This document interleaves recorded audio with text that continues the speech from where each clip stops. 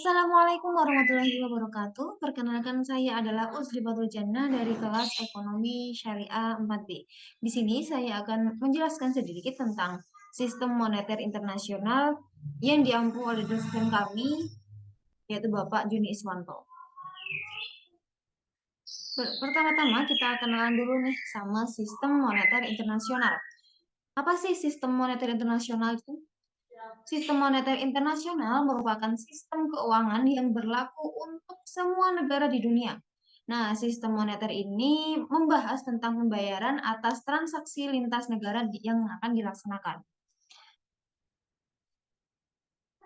Sistem ini menentukan bagaimana kurs tukar asing ditentukan dan bagaimana pemerintah dapat mempengaruhi kurs tukar. Sistem moneter internasional yang berfungsi dengan baik akan memfasilitasi perdagangan internasional dan investasi, serta mempermudah adaptasi terhadap perubahan. Kemudian kita membahas tentang sejarah dan perkembangan sistem moneter internasional. Dan di sini ada urut-urutannya dari perkembangan pertama yaitu sistem standar emas. Sistem standar emas pada dasarnya menetapkan nilai tukar mata uang negara berdasarkan emas. Pemerintah atau negara yang bersangkutan harus menjaga persediaan emas untuk menjamin jual beli emas ini. Jika negara lain yang menetapkan nilai mata uangnya berdasarkan emas, maka nilai kurs tukarnya bisa ditentukan. Nah, pada periode kedua, kita menuju ke periode kedua, yaitu periode Perang Dunia. Pada periode ini, di mana mengakhiri sistem standar emas. Kita lanjut langsung ke periode kurs tetap. Ini dimulai dengan perjanjian Bretton Woods. Jadi sistemnya periode kurs tetap ini pertama-tama harus perjanjian Bretton Woods. Semua negara menetapkan nilai tukar mata uangnya melalui emas, tapi mereka tidak diharuskan untuk memenuhi konvertibilitas mata uang mereka terhadap emas. Kemudian pada masa Bretton Woods, pada masa ini emas tergeser oleh dolar, di mana semua pertukaran uang, pembayaran lintas negara kebanyakan menggunakan dolar Amerika. Kemudian di masa terakhir yaitu sistem semenjak 1973, pada sistem ini pembayaran luar negeri, valuta asing dan lainnya menggunakan dolar. Jadi semuanya sudah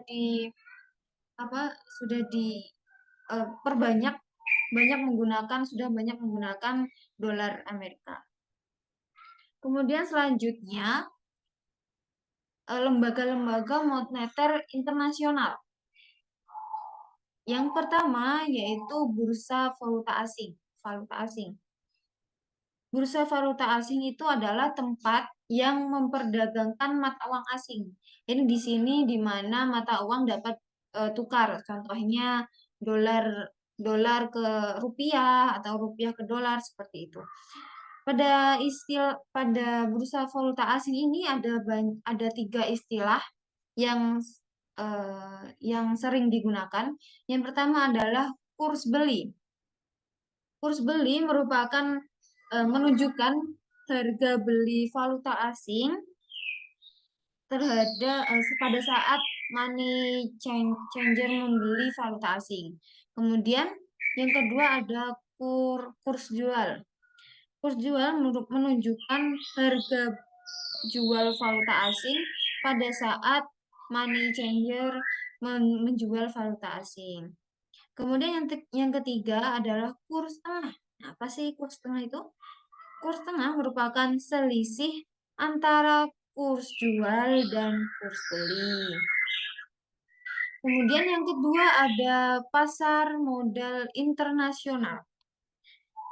Pasar modal internasional merupakan tempat bertemunya pihak yang memiliki kelebihan modal dengan pihak yang memiliki kekurangan modal. Pada pasar modal memiliki dua jenis pasar. Yang pertama adalah pasar obligasi, yaitu pasar di mana perusahaan dapat menerbitkan surat hutang. Yang kedua ada pasar saham, di mana perusahaan dapat menjual sebagian saham mereka. Kemudian kita dari tadi sudah sering menyebut kurs itu.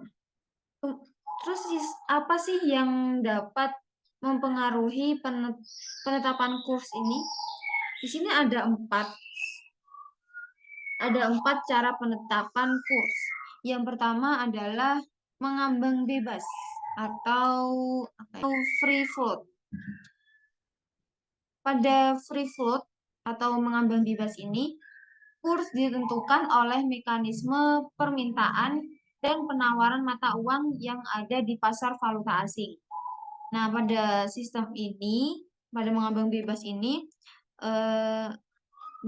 tanpa campur tangan pemerintah. Jadi, kursnya naik turun.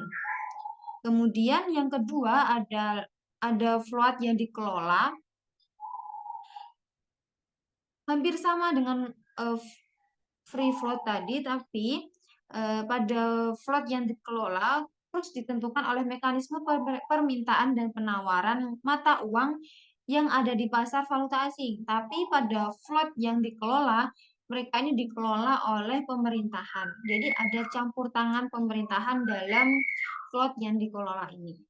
Kemudian yang ketiga adalah kurs tetap. Pada kurs tetap ini sistemnya pemerintah melalui otoritas moneter atau bank sentral secara resmi menetapkan nilai kurs untuk negaranya. Jadi tidak berubah, tidak ada kenaikan dan tidak ada apa.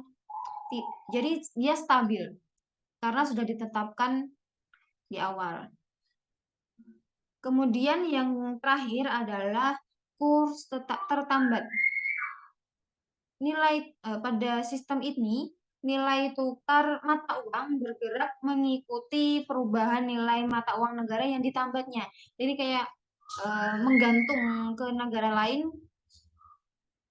pada naik turun mata uang mereka.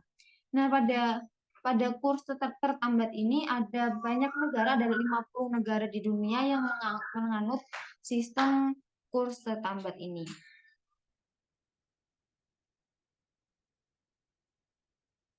Begitu penjelasan dari saya mengenai sistem moneter internasional. Jadi pada sistem moneter internasional kita dapat ada bursa valuta asing, tempat di mana uang dapat ditukarkan atau mata uang asing dapat ditukarkan dengan mata uang negaranya, dan ada pasar modal internasional di mana pasar modal bergerak pada lingkup global. Kemudian sistem-sistem menetapkan kurs tadi. Yang pertama ada mengambang bebas atau free float.